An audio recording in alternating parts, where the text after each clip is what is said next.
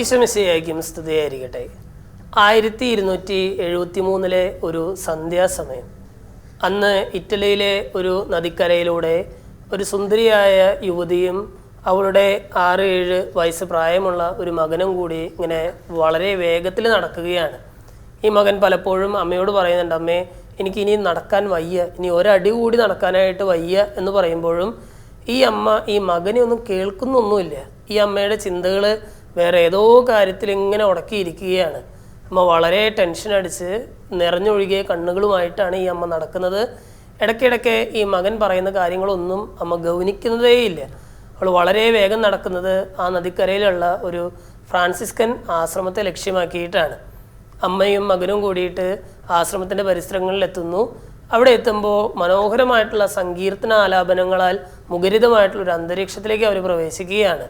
സുന്ദരിയായ ഈ യുവതിയെയും ഒരു കുഞ്ഞിനെയും കാണുന്ന ആ ആശ്രമത്തിൻ്റെ വാതിൽ കാവൽക്കാരൻ വന്നിട്ട് ഈ യുവതിയോട് ചോദിക്കുകയാണ്, എന്താണ് വേണ്ടത്?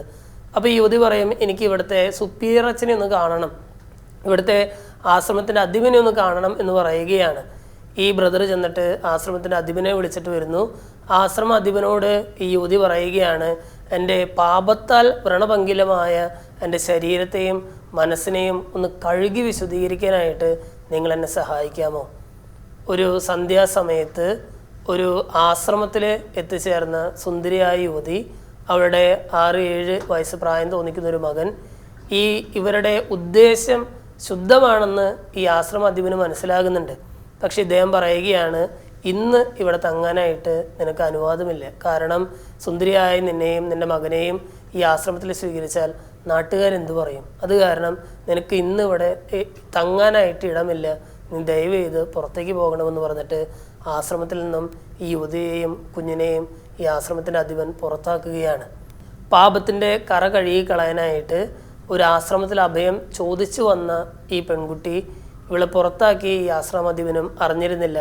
പിൽക്കാലത്ത് സഭയിലെ ഒരു വിശുദ്ധ പുഷ്പമായി മാറാനായിട്ട് ഒരുങ്ങിയിരുന്ന മാർഗരറ്റ് ആയിരുന്നു അതെന്ന്. പാപത്തിൻ്റെ വഴികളിലൂടെ നടന്ന് പിന്നീട് അനുതാപത്തിലൂടെ തിരികെ വന്ന് പുണ്യത്തിൻ്റെ വഴിയിലൂടെ ചരിച്ച് വിശുദ്ധയായി തീർന്ന ഒരു ജന്മം. അതെ, വിശുദ്ധ മാർഗരറ്റിനെ കുറിച്ചാണ് പറഞ്ഞു വരുന്നത്. എല്ലാവർക്കും ഈ വിശുദ്ധരിലൂടെ വിശുദ്ധയിലേക്ക് എന്ന പ്രോഗ്രാമിലേക്ക് സ്വാഗതം. ഇന്ന് നമ്മൾ പരിചയപ്പെടാനായിട്ട് പോകുന്നത് കൊർത്തോണയിലെ വിശുദ്ധ മാർഗരറ്റ്.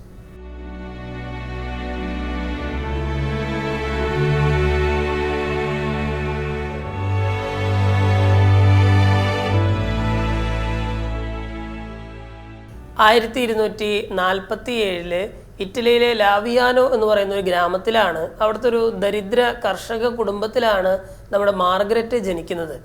അപ്പൻ ഒരു കൃഷിക്കാരനായിരുന്നു. പാട്ടത്തിന് സ്ഥലമെടുത്ത് കൃഷി നടത്തി അങ്ങനെ തൻ്റെ കുടുംബം പോറ്റിയിരുന്ന ഒരു സാധാരണക്കാരനായ ഒരു കൃഷിക്കാരൻ. വലിയ സമ്പത്തൊന്നുമില്ല, പാട്ടത്തിന് സ്ഥലമെടുത്ത് കൃഷി നടത്തുന്നത് കൊണ്ട് തന്നെ വലിയ കാര്യമായിട്ടുള്ള ആദായമൊന്നുമില്ല. എന്നാലും സന്തോഷത്തോടെ തൻ്റെ കുടുംബം അദ്ദേഹം പോറ്റിയിരുന്നു എന്നുള്ളതാണ്. അമ്മയാകട്ടെ ഈ പ്രാർത്ഥനയിൽ അടിയുറച്ച ഒരു സ്ത്രീയായിരുന്നു. വളരെ മാനസികമായ പക്വതയുള്ള, തൻ്റെ മക്കളെ ദൈവത്തോട് ചേർത്ത് നിർത്താനായിട്ട് ആഗ്രഹിക്കുന്ന, ആത്മീയതയിൽ അവർ വളർന്നു വരണം എന്ന് ആഗ്രഹിക്കുന്ന ഒരമ്മയായിരുന്നു മാർഗരറ്റിൻ്റെ അമ്മ. ഈ അമ്മയുടെ പ്രാർത്ഥനയാണ് പിൽക്കാലത്ത് മാർഗരറ്റിൻ്റെ പ്രാർത്ഥനാ ജീവിതത്തിൻ്റെ ഒരു അടിസ്ഥാനമായിട്ടൊക്കെ വരുന്നത്. എത്ര ദാരിദ്ര്യത്തിൻ്റെ ഇടയിലും സന്തോഷത്തോടെ ദൈവത്തോട് ചേർന്ന് നിൽക്കാനായിട്ട് ഈ അമ്മ മാർഗരറ്റിനെ പഠിപ്പിക്കുകയാണ്.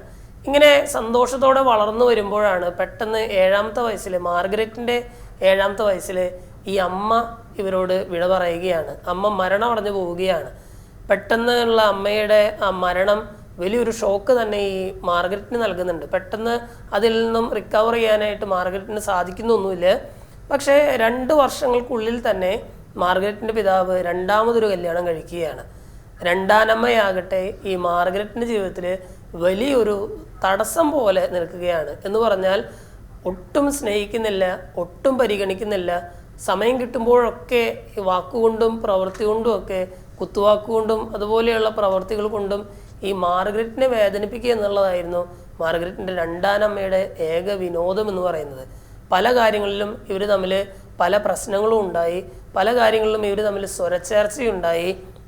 അങ്ങനെ ഒരു കാലത്ത് സ്വർഗതുല്യമായിട്ട് മാർഗരറ്റിന് തോന്നിയിരുന്ന ഒരു ഭവനം അതായത് യഥാർത്ഥ അമ്മയുടെ ആ സമയത്ത് സ്വർഗതുല്യമായിട്ട് മാർഗരറ്റിന് അനുഭവപ്പെട്ടിരുന്ന ഈ ഭവനം പിന്നീട് കുറച്ച് നാളുകൾക്ക് ശേഷം രണ്ടാനമ്മയുടെ വരവോട് കൂടിയിട്ട് അത് നരകതുല്യമായിട്ട് മാറുകയാണ്. ഇദ്ദേഹത്തിൻ്റെ പിതാവാകട്ടെ, മാർഗരറ്റിൻ്റെ പിതാവാകട്ടെ, രണ്ടാനമ്മയുടെ അടുത്ത് ഒരു വളരെ പാവം പിടിച്ച ഒരു മനുഷ്യനായിട്ട് നിലകൊള്ളുകയാണ്. അവളുടെ പ്രവർത്തനങ്ങളെയോ വാക്കുകളെയോ എതിർക്കാനാകാതെ പലപ്പോഴും തൻ്റെ മകളെ, തൻ്റെ ഭാര്യയെ ശകാരിക്കുന്നത് കണ്ടിട്ട് ഈ ഭാര്യയെ തിരുത്താനാകാതെ ഒരു പാവം പിടിച്ച പിതാവായിട്ട് ഇദ്ദേഹം ഇവിടെ കഴിഞ്ഞുകൂടുകയാണ്. അതോടുകൂടി തന്നെ മാർഗരറ്റിൻ്റെ ബാല്യകാലം രണ്ടാനമ്മയുടെ വരവോട് കൂടിയിട്ട് ഒരു നരകതുല്യമായിട്ട് തീരുകയാണ്. വീട്ടിൽ സ്നേഹം കിട്ടാതാകുമ്പോൾ, അപ്പൻ്റെ അടുത്ത് നിന്നോ അല്ലെങ്കിൽ അമ്മയുടെ അടുത്ത് നിന്നോ സ്നേഹമോ പരിഗണനയോ കിട്ടാതാകുമ്പോൾ ഈ സ്നേഹവും പരിഗണനയും കുടുംബത്തിന് പുറത്ത് അന്വേഷിക്കുന്നത് ഒരു പതിവാണല്ലോ. യൗവനത്തിലേക്ക് കടന്ന ഈ മാർഗരറ്റിന് ദൈവം സൗന്ദര്യം ആവോളം നൽകിയിരുന്നു. അവൾ വളർന്നു വരുന്നതിനനുസരിച്ച് അവളുടെ സൗന്ദര്യവും കൂടി വന്നു എന്നാണ് ജീവചരിത്രകാരന്മാർ പറയുന്നത്. വളരെ ആകർഷകമായിട്ടുള്ള മുഖസൗന്ദര്യമുള്ള ഇവള് പലരെയും ആകർഷിച്ചിരുന്നു. പല ഭാഗത്തു നിന്നുമായിട്ട് വിവാഹ അഭ്യർത്ഥനകൾ വരാനായിട്ട് തുടങ്ങി. പക്ഷേ ഇവരുടെ രണ്ടാനമ്മ ഇതെല്ലാം പതിയെ ഓരോ വിവാഹാലോചനയും ഈ രണ്ടാനമ്മ പതിയെ ഇടപെട്ട് മുടക്കി കളയുകയാണ്. അങ്ങനെ ഇരിക്കെ ഒരു ദിവസം മോന്തേപുൾസിയാനോ എന്ന് പറയുന്ന ഒരു പട്ടണത്തിലെ ഒരു പ്രഭുകുമാരൻ ഇവരുടെ അടുത്ത് പ്രണയാഭ്യർത്ഥനയുമായിട്ട് വരികയാണ്. ആത്മാവ് അവളോട് ഈ പ്രണയാഭ്യർത്ഥന നിരസിക്കാനായിട്ട് ആവശ്യപ്പെട്ടുവെങ്കിലും ശരീരം അവളോട് പറഞ്ഞു ഇത് സ്വീകരിച്ച് കുഴപ്പമൊന്നുമില്ല. കാരണം സ്നേഹത്തിൻ്റെ ഒരു കുറവ് അവളുടെ ജീവിതത്തിലുണ്ടായിരുന്നു. ആ ഒരു വിടവ് നികത്താനായിട്ട് ഈ ഒരു പ്രണയം ഉപകരിക്കുമെന്ന് അവൾ കരുതുകയാണ്. ഒരു തരത്തിൽ പറഞ്ഞാൽ അവളുടെ ശരീരം കരുതുകയാണ്. അങ്ങനെ മോന്തേപുൾസിയാനോ എന്ന് പറയുന്ന പട്ടണത്തിലെ പ്രഭുകുമാരനോട് ഇവൾ യെസ് പറയുകയാണ്. അങ്ങനെ പിന്നീടുള്ള കുറച്ച് കാലം പ്രണയകാലമായിട്ട് മാറുകയാണ്. വളരെ വലിയ സമ്മാനങ്ങൾ, കുട്ടിക്കാലത്ത് ഒരു ചെറിയ കളിപ്പാട്ടം പോലും കിട്ടാതിരുന്ന, സമ്മാനമായിട്ട് കിട്ടാതിരുന്ന ഈ മാർഗരറ്റിന് ഈ പ്രഭുകുമാരൻ ഒരുപാട് സമ്മാനങ്ങൾ വാരിക്കോരി കൊടുക്കുകയാണ്. ഈ വീട്ടിൽ നിന്നും ഒട്ടും സ്നേഹം കിട്ടാതിരുന്ന ഈ പെൺകുട്ടിക്ക് ഒരുപാട് സ്നേഹം വാരിക്കോരി കൊടുക്കുകയാണ്.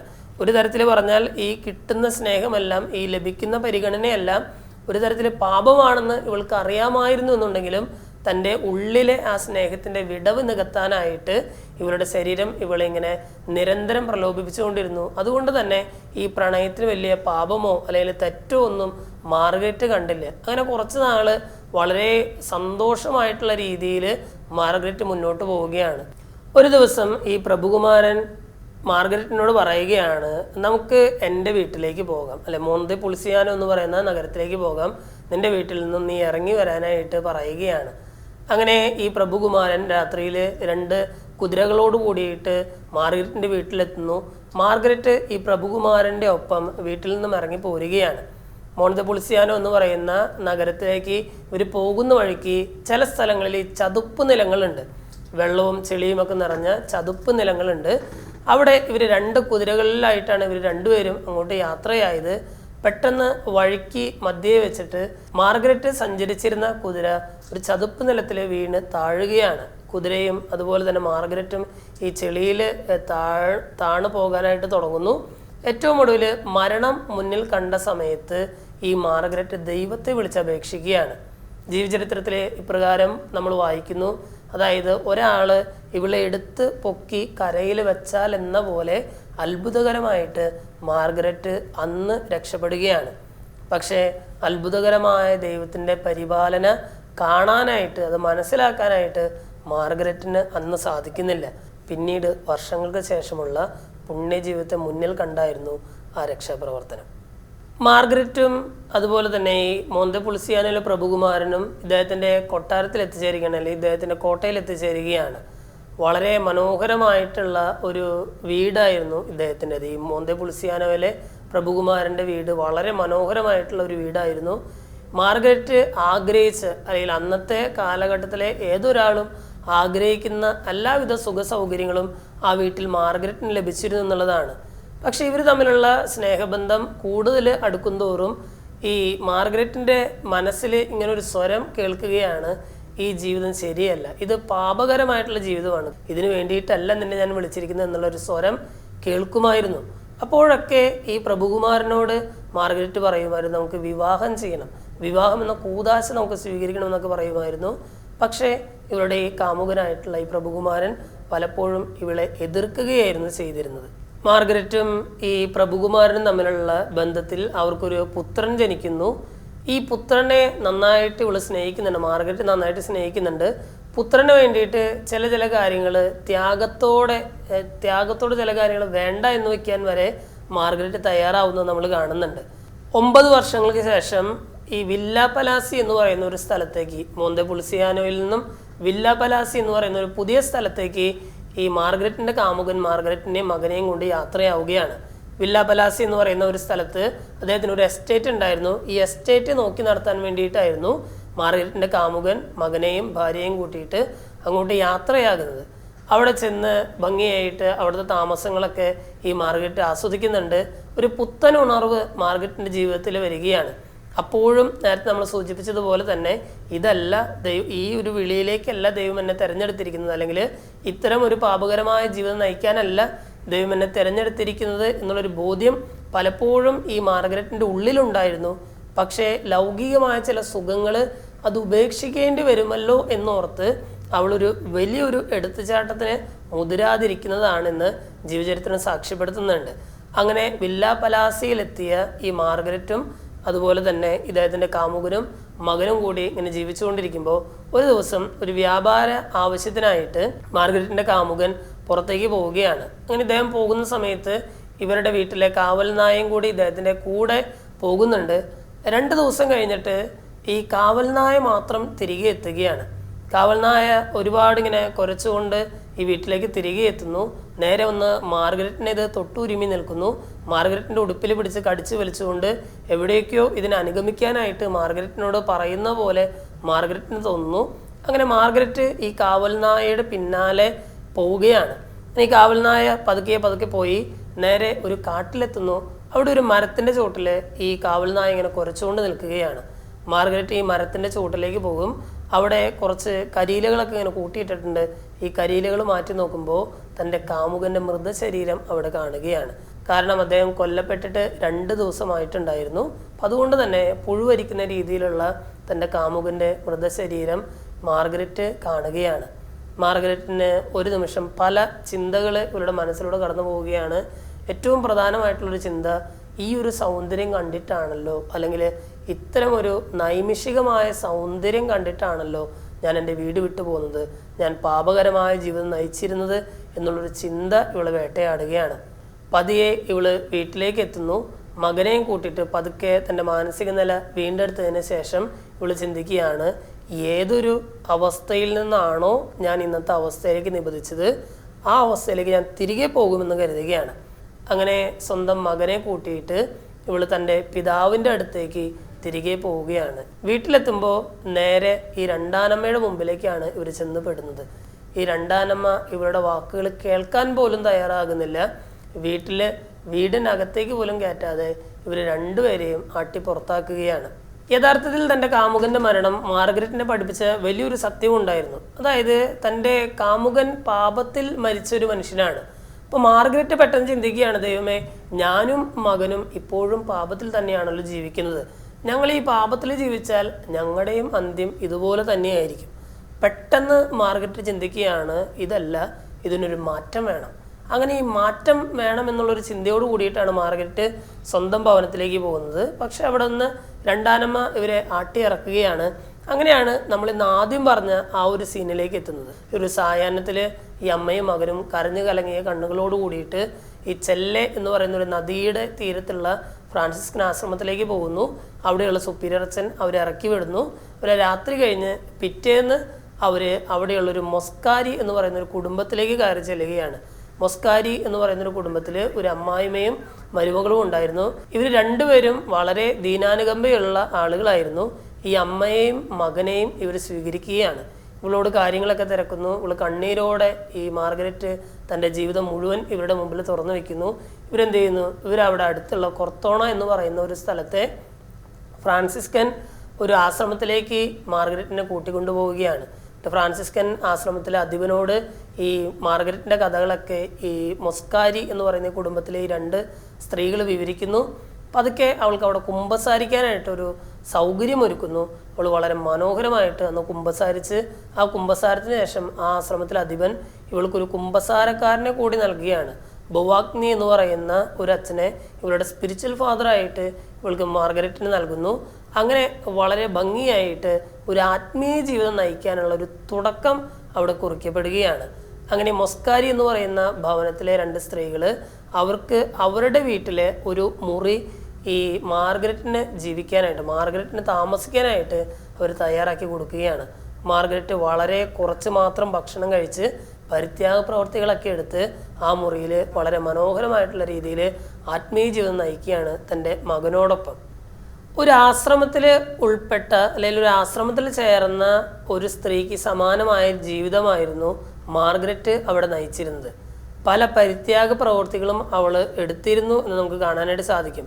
സ്വയം ചാട്ടുകൊണ്ടടിക്കുന്നതിൻ്റെ വേദന പുളഞ്ഞ രോദനങ്ങൾ അവരുടെ മുറിയിൽ നിന്നും പലപ്പോഴും കേട്ടിരുന്നതായിട്ട് ഈ മൊസ്കാരി ഭവനത്തിലെ സ്ത്രീകൾ സാക്ഷ്യപ്പെടുത്തുന്നുണ്ട്. ഇവരുടെ പരിത്യാഗ പ്രവൃത്തികളും ആത്മീയ ജീവിതവും കണ്ടിട്ട് അവിടെയുള്ള ആശ്രമത്തിലെ ശ്രേഷ്ഠൻ ഇവള് ഫ്രാൻസിസ്കൻ 3-ാം സഭയിലേക്ക് തെരഞ്ഞെടുക്കുന്നുണ്ട്. ഫ്രാൻസിസ്കൻ 3-ാം സഭയിൽ ചേർന്ന മാർഗരറ്റ് പിന്നീട് തൻ്റെ ആത്മീയ ജീവിതം ഇത്തിരി കൂടി സ്ട്രോങ് ആയിട്ട് മുന്നോട്ട് കൊണ്ടുപോവുകയാണ്. അങ്ങനെ ആ നാട്ടിലെ ഒരു സ്ത്രീയുടെ ഭവനം എന്തെങ്കിലും കാര്യത്തിന് പാവങ്ങളെ സഹായിക്കാനുള്ള ഒരു ആവശ്യത്തിനായിട്ട് മാർഗരറ്റിന് കൊടുക്കുകയാണ്. മാർഗരറ്റ് അവിടെ ഒരു അശരണർക്കായിട്ടുള്ള ഒരു ആലയം പണിയുന്നു, അല്ലെങ്കിൽ രോഗാതുരരെ സംരക്ഷിക്കുന്നതിനുള്ള ഒരു ആലയം പണിയുന്നു. ഒരു ദിവസം മാർഗരറ്റ് ഈ ആശ്രമത്തിൽ താമസിച്ചുകൊണ്ടിരിക്കുന്ന സമയത്ത് ഈശോ അവൾക്ക് പ്രത്യക്ഷപ്പെടുന്നുണ്ട്. എൻ്റെ ദരിദ്രയായ നിസ്സാരെ എന്നാണ് ഈ മാർഗരറ്റിനെ ഈശോ വിളിക്കുന്നത്, എൻ്റെ ദരിദ്രയായ നിസ്സാര. അപ്പോൾ അന്ന് കേട്ട ആ വാക്ക് തന്നെ ഈ പുതിയ ഒരു ഉദ്യമം തുടങ്ങുമ്പോൾ അതിൻ്റെ പേരായിട്ട് മാർഗരറ്റ് സ്വീകരിക്കുകയാണ്.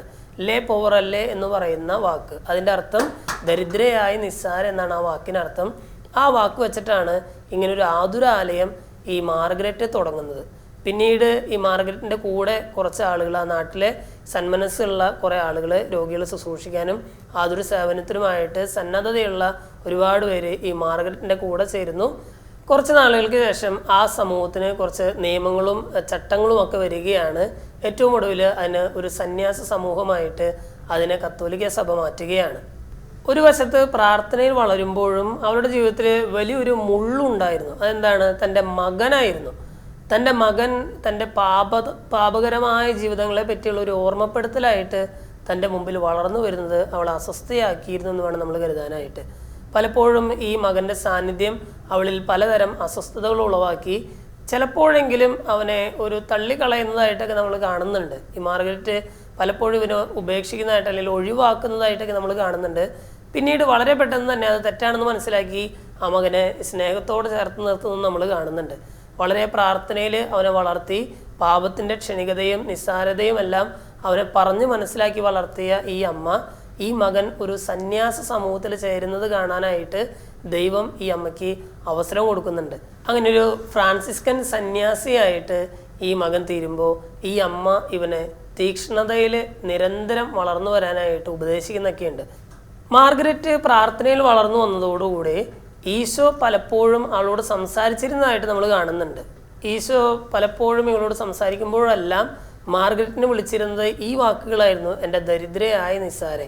ഏറ്റവും ആദ്യം ഈശോ മാർഗരറ്റിനോട് സംസാരിച്ചപ്പോൾ അവളെ അഭിസംബോധന ചെയ്ത അതേ വാക്കുകൾ തന്നെയാണ് കുറേ നാളുകൾക്ക് ശേഷവും ഇവളെ അഭിസംബോധന ചെയ്യാനായിട്ട് ഈശോ ഉപയോഗിച്ചിരുന്നത്. ഒരു ദിവസം മാർഗരറ്റ് പ്രാർത്ഥിച്ചുകൊണ്ടിരുന്നപ്പോൾ ഈശോ ഇതേ വാക്കുകളുമായിട്ട് ഈ മാർഗരറ്റിൻ്റെ അടുത്തേക്ക് വരികയാണ്. എൻ്റെ ദരിദ്രയായ നിസ്സാരെ എന്ന് വിളിക്കുമ്പോൾ മാർഗരറ്റ് ഈശോയോട് ഒരു കാര്യം അപേക്ഷിക്കുന്നുണ്ട്. ഈശോയെ, ഒറ്റ കാര്യം മാത്രം ചെയ്യാവോ? എനിക്ക് ഈ ദരിദ്രയായ നിസ്സാരെ എന്ന് വിളിക്കുന്നത് മാറ്റിയിട്ട് എൻ്റെ മകളെ എന്നൊന്ന് വിളിക്കാമോ? എന്നെ സ്നേഹപൂർവ്വം അങ്ങനെയൊന്ന് വിളിക്കാമോ? അപ്പോൾ ഈശോ ഈ മാർഗരറ്റിനോട് പറയുകയാണ്, എൻ്റെ മകളെ എന്ന് നിന്നെ വിളിക്കാനായിട്ടുള്ള സമയമായിട്ടില്ല. കാരണം എന്താണ്? നീ ഇപ്പോഴും പാപത്തിൻ്റെ മകളാണെന്ന് പറയുകയാണ്. ഈ മാർഗരറ്റിന് ഭയങ്കര ഞെട്ടലുളവായി. ഇവൾ ചോദിക്കുകയാണ്, എങ്ങനെയാണ് ഞാൻ പാപത്തിൻ്റെ മകളായി തീരുന്നത്? അപ്പോൾ ഈശോ ഇവളുടെ ജീവിതത്തിൽ ഇനിയും അവശേഷിക്കുന്ന പാപത്തിൻ്റെതായിട്ടുള്ള ചില മേഖലകൾ പറഞ്ഞു കൊടുക്കുകയാണ്. അതായത് ചില വൈരാഗ്യത്തിൻ്റെയും ചില ക്ഷമിക്കപ്പെടാത്ത ചില മേഖലകൾ ഇവൾക്ക് പറഞ്ഞു കൊടുക്കുകയാണ്. അതായത് ചെറുപ്പത്തിൽ ഇവളുടെ രണ്ടാനമ്മയുമായിട്ടുണ്ടായിരുന്ന ആ ഒരു റിലേഷനിൽ ഇവരുടെ ജീവിതത്തിൽ ഇനിയും ക്ഷമിക്കപ്പെടാത്ത ചില കാര്യങ്ങൾ ഈശോ അവൾക്ക് വെളിപ്പെടുത്തി കൊടുക്കുന്നു. അതുപോലെ തന്നെ വളർന്നു വന്നതിന് ശേഷവും വളരെ നിസ്സാരമായ ചില കാര്യങ്ങൾ, ചില പാപങ്ങൾ ചെയ്തിട്ട് കുമ്പസാരിക്കാതിരുന്ന ചില പാപങ്ങൾ കൂടി ഈശോ മാർഗരറ്റിന് വെളിപ്പെടുത്തി കൊടുക്കുകയാണ്. എന്നിട്ട് മാർഗരറ്റിനോട് പറയുകയാണ്, നീ ഒരു കാര്യം ചെയ്യ്, നാളെ ഇതെല്ലാം ചെന്ന് കുമ്പസാരക്കാരനോട് പറഞ്ഞ് കുമ്പസാരിക്കും, ഞാൻ അവിടെ ഉണ്ടാകും, ഞാൻ നിനക്ക് പാപമോചനം നൽകും, അതിനുശേഷം നമുക്ക് നോക്കാമെന്ന് പറയുകയാണ്. പിറ്റേന്ന് വളരെ സന്തോഷത്തോടെ മാർഗരറ്റ് ഈ കുമ്പസാരിക്കുന്നു, വളരെ മനോഹരമായിട്ട് കുമ്പസാരിക്കുന്നു. ഈശോ അവൾക്ക് പാപമോചനം കൊടുക്കുന്നു. അന്ന് വിശുദ്ധ കുർബാന സ്വീകരിക്കുന്ന സമയത്ത് ഇവൾ ആത്മാവിൽ ഇങ്ങനെ ഒരു സ്വരം കേൾക്കുകയാണ്, എൻ്റെ മകളെ എന്ന് പറഞ്ഞിട്ട് ഒരു സ്വരം കേൾക്കുകയാണ്. സന്തോഷത്താൽ അവളിങ്ങനെ പാരവശ്യത്തിലേക്ക് വീണു എന്നാണ് പറയുന്നത്. ആത്മാവിൻ്റെ ഇരുണ്ട രാത്രികൾ എന്ന് പറയുന്ന ഒരു പ്രതിഭാസം മാർഗരറ്റിൻ്റെ ജീവിതത്തിലും വരുന്നതായിട്ട് നമ്മൾ കാണുന്നുണ്ട്. ആത്മാവിൻ്റെ ഇരുണ്ട രാത്രികൾ എന്ന് പറഞ്ഞാൽ ദൈവത്തിൽ നിന്നുള്ള സഹായവും മനുഷ്യരിൽ നിന്നുള്ള സഹായവും ഇല്ലാത്ത ഒരവസ്ഥ. ഒരു ഘട്ടത്തിൽ ദൈവം ഉണ്ടോ എന്ന് പോലും ചിന്തിക്കുന്ന, സംശയിക്കുന്ന ഒരവസ്ഥയാണ് ആത്മാവിൻ്റെ ഇരുണ്ട രാത്രികൾ എന്നൊക്കെ നമ്മൾ പറയുന്നത്. ആ ഒരു അവസ്ഥ മാർഗരറ്റിൻ്റെ ജീവിതത്തിലും വരുന്നതായിട്ട് നമ്മൾ കാണുന്നുണ്ട്. 1288 ഈശോയുടെ ഒരു പ്രേരണ അനുസരിച്ച് ഈ മൊസ്കാരി ഭവനത്തിൽ, അവിടെയുള്ള ആശ്രമത്തിൻ്റെ അടുത്തുള്ള ആ താമസ സ്ഥലത്തു നിന്നും മറ്റൊരിടത്തേക്ക്, ഒരു മലയുടെ താഴ്വാരത്തിലേക്ക് മാർഗരറ്റ് താമസം മാറ്റുകയാണ്. ഇത് ഈ പറയുന്ന തൻ്റെ സ്പിരിച്വൽ ഫാദർ അടങ്ങുന്ന ആ ഒരു സന്യാസ സമൂഹത്തിന് ഇഷ്ടപ്പെടുന്നില്ല. അവർ പതിയെ മാർഗരറ്റിനുള്ള ആത്മീയ ആ ഒരു സഹായമെല്ലാം പതിയെ നിർത്തുകയാണ്. ഈ സ്പിരിച്വൽ ഫാദറിനോട് പറയുകയാണ്, ഇനി ഇടയ്ക്ക് അങ്ങോട്ട് പോകേണ്ട കാര്യമില്ല, വളരെ ഗ്യാപ്പ് എടുത്ത് മാത്രം അങ്ങോട്ട് പോയാൽ മതി. അങ്ങനെ പതിയെ ഈ സ്പിരിച്വൽ ഫാദർ ആയിരുന്ന ബൗവാഗ്നാത്തി എന്ന് പറയുന്ന അച്ഛൻ്റെ സേവനം ഇവൾക്ക് പതിയെ നഷ്ടമാവുകയാണ്. അടുത്ത ഒരു സുപ്പീരിയർ ആശ്രമത്തിൽ വരുമ്പോൾ അദ്ദേഹം ഈ മാർഗരറ്റിൻ്റെ സ്പിരിച്വൽ ഫാദർ ആയിരുന്ന ബൗവാഗ്നാത്തി എന്ന് പറയുന്ന അച്ഛനെ മറ്റൊരു സ്ഥലത്തേക്ക് ട്രാൻസ്ഫർ ചെയ്യുന്നുണ്ട്. അങ്ങനെ പൂർണ്ണമായിട്ടും ഒരു സ്പിരിച്വൽ ഫാദർ ഇല്ലാത്ത ഒരവസ്ഥയിലേക്ക് മാർഗരറ്റ് വരുന്നു. പിന്നീട് അവിടെ അടുത്തുള്ള ഇടവകയിലെ വികാരിച്ചനോടാണ്, ആ വികാരിച്ചനെയാണ് ഈ മാർഗരറ്റ് പലപ്പോഴും സ്പിരിച്വൽ ഫാദറായിട്ട് ഏറ്റെടുത്തിരുന്നത്. ആത്മീയ പിതാവിൻ്റെയും ആ ആത്മീയ പിതാവ് ഉൾപ്പെടുന്ന സന്യാസ സമൂഹത്തിൻ്റെയും ആത്മീയമായിട്ടുള്ള സഹായങ്ങൾ നിലച്ചതിനോടൊപ്പം തന്നെ ആ ദിവസങ്ങളിൽ വളരെ വേദനാജനകമായിട്ടുള്ളൊരു കാര്യവും കൂടി മാർഗരറ്റിൻ്റെ ജീവിതത്തിൽ സംഭവിക്കുകയാണ്. നിരന്തരം ഈശോയുടെ ഭാഗത്തുനിന്ന് ഉണ്ടായിരുന്ന ദർശനങ്ങളും മറ്റ് വെളിപാടുകളും ഉണ്ടായിരുന്ന മാർഗരറ്റിന് അതെല്ലാം ഒറ്റയടിക്ക് ഇങ്ങനെ സ്റ്റോപ്പായി തീരുകയാണ്. അതെല്ലാം ഒറ്റയടിക്ക് ഇങ്ങനെ നിർത്തപ്പെടുകയാണ്. അപ്പോൾ അതേ മനുഷ്യരിൽ നിന്നുള്ള സഹായവുമില്ല, ദൈവത്തിൽ നിന്നുള്ള സഹായവും ഇല്ലാത്ത ഒരവസ്ഥയിലേക്ക് മാർഗരറ്റ് വരികയാണ്. ഇതാണ് നമ്മൾ നേരത്തെ സൂചിപ്പിച്ച ആത്മാവിൻ്റെ ഇരുണ്ട രാത്രികൾ എന്ന് തോന്നിപ്പിക്കുന്ന രീതിയിലുള്ള ആ ജീവിത മുഹൂർത്തങ്ങൾ ഈ മാർഗരറ്റിൻ്റെ ജീവിതത്തിൽ വരികയാണ്. തൻ്റെ മരണത്തിൻ്റെ ദിവസവും മാസവുമെല്ലാം മാർഗരറ്റ് മുൻകൂട്ടി അറിഞ്ഞിരുന്നു എന്നാണ് ജീവചരിത്രകാരന്മാർ പറയുന്നത്. അവരുടെ ആശ്രമത്തിലെ ആളുകളോട് മാർഗരറ്റ് പലപ്പോഴും ഈ തീയതിയെല്ലാം പറഞ്ഞിരുന്നു, അതിനുവേണ്ടി സ്വയം ഒരുക്കിയിരുന്നു, അല്ലെങ്കിൽ സ്വയം ഒരുങ്ങിയിരുന്നു എന്നുള്ളതാണ്. ഏറ്റവും അവസാനത്തെ നാളുകളായപ്പോഴേക്കും ശരീരമെല്ലാം വളരെ ക്ഷീണിച്ചു തുടങ്ങി, രണ്ട് കൈകളുടെയും ചലനമില്ലാതായി.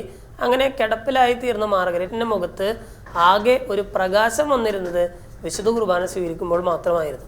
അവരുടെ ആ കാലഘട്ടത്തിലെ സ്പിരിച്വൽ ഫാദർ ആയിരുന്ന അന്നത്തെ അവിടുത്തെ വികാരിച്ചൻ വന്ന് വിശുദ്ധ കുർബാന മാർഗരറ്റിന് കൊടുക്കും. ആ സമയത്ത് വളരെ ഒരു ദിവ്യാനുഭൂതിയിൽ ലയിക്കുന്ന ഒരു മാർഗരറ്റിനെ അവർക്ക് ചുറ്റുമുള്ളവരും കണ്ടിരുന്നു എന്ന് ജീവചരിത്രത്തിൽ നമ്മൾ വായിക്കുകയാണ്. ഏറ്റവും ഒടുവിലായപ്പോൾ, ജീവിതത്തിൻ്റെ ഏറ്റവും അവസാനത്തെ നാളുകളിലേക്ക് വന്നപ്പോൾ ദൈവം ഒരു സഹായം കൂടി മാർഗരറ്റിന് ചെയ്തു കൊടുക്കുന്നുണ്ട്. അതായത് ആദ്യ കാലഘട്ടത്തിലെ ഈ സ്പിരിച്വൽ ഫാദർ ആയിരുന്ന ബൗവാഗ്നാത്തി എന്ന് പറയുന്ന അച്ഛൻ തിരികെ ഈ സമൂഹത്തിലേക്ക് വരുന്നുണ്ട്. അങ്ങനെ മരണത്തിൻ്റെ ആ നാളുകളിൽ ആദ്യത്തെ സ്പിരിച്വൽ ഫാദറിൻ്റെ ഒരു സേവനം ഈ മാർഗരറ്റിന് ലഭിക്കുകയാണ്. 1297 ഫെബ്രുവരി 16 15 തീയതി മാർഗരറ്റ് വിശുദ്ധ കുർബാന സ്വീകരിക്കുന്നുണ്ട്, നന്നായിട്ട് പ്രാർത്ഥിച്ചൊരുങ്ങുന്നുണ്ട്.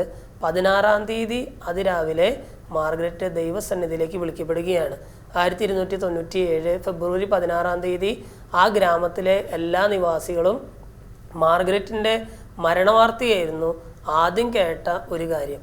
സ്നേഹമുള്ളവരെ, മാർഗരറ്റിൻ്റെ ജീവിതം നമ്മൾ കേട്ട് കഴിയുമ്പോൾ, മാർഗരറ്റിൻ്റെ ജീവിതത്തെക്കുറിച്ച് നമ്മൾ ധ്യാനിച്ച് കഴിയുമ്പോൾ ആ ജീവിതം നമ്മളെ പഠിപ്പിക്കുന്ന ചില കാര്യങ്ങളുണ്ട്.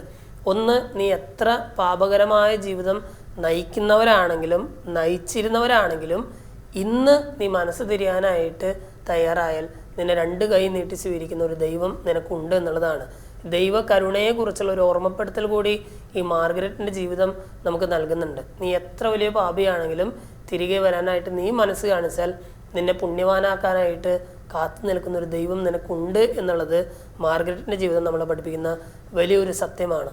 മാർഗരറ്റിൻ്റെ ജീവിതം പഠിച്ചു കഴിയുമ്പോൾ ദൈവം നമുക്ക് നൽകുന്ന ഈ തോന്നലുകളെ, ആത്മീയമായിട്ടുള്ള നല്ല നല്ല തോന്നലുകളെ സീരിയസ് ആയിട്ട് എടുക്കാനും, കാരണം പലപ്പോഴും നമ്മൾ കാണുന്നുണ്ട് പാപകരമായ ജീവിതം നയിച്ചിരുന്നപ്പോഴെല്ലാം മാർഗരറ്റിൻ്റെ ജീവിതത്തിൽ ദൈവം തന്നെ ഇടപെട്ടിരുന്നു. പക്ഷേ ലൗകികമായ സുഖങ്ങൾ ഉപേക്ഷിക്കാനുള്ള മടി കൊണ്ട് മാർഗരറ്റ് തിരികെ വരാതിരുന്നതാണെന്ന് നമ്മൾ പലപ്പോഴും കണ്ടതാണ്. നമ്മുടെ ആത്മീയ ജീവിതത്തിൽ ദൈവം നൽകുന്ന ചില നല്ല നല്ല തോന്നലുകളെ സീരിയസ് ആയിട്ട് എടുത്തിട്ട് പുണ്യജീവിതം കഴിക്കാനുള്ള ഒരു കൃപയ്ക്കായിട്ട് നമുക്ക് പ്രാർത്ഥിക്കാം. ദൈവം നമ്മെല്ലാവരെയും സമൃദ്ധമായിട്ട് അനുഗ്രഹിക്കട്ടെ. എല്ലാവർക്കും ഈശോ മിശിഹായ്ക്കും സ്തുതിയായിരിക്കട്ടെ.